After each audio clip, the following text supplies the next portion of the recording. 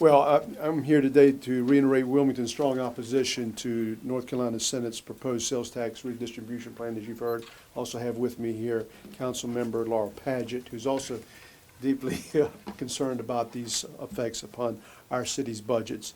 I'm pleased that we have friends here with us today from public as well as the private sector in a unified front against this particular plan.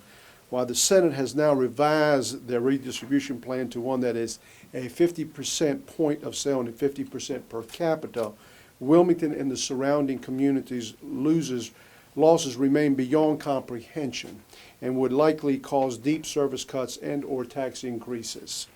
The new bill, according to the city finance staff, and I have Deborah Mack, who is with us here today from our finance staff, actually does very little to lessen the burden on our city and as well as our neighbors. The initial 80-20 plan would have resulted in a loss of $29.6 million between 2017 and 2020.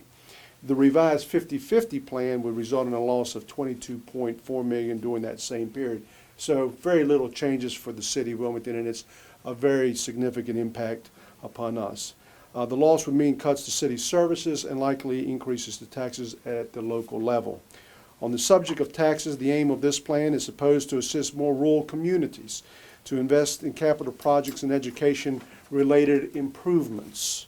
However, just this week, one of the counties that will see a 79% increase in their sales tax revenue under this plan, and that 79% increase was quoted by an out-of-state newspaper as saying that they were likely going to use this newfound revenue as an opportunity to lower their county tax rates, which is atrocious.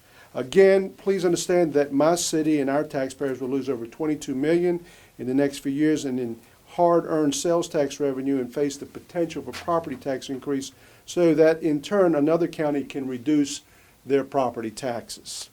I don't believe that any of us fault Senate leadership's efforts to help rural North Carolina, but doing so by taking over 50% of the state's population is the wrong way to do it.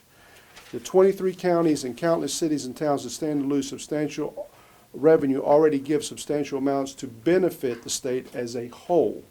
Of the current 2 cents of local option sales tax that goes towards local government revenue, 25% of that revenue already goes back to the state to be evenly distributed on a per capita basis.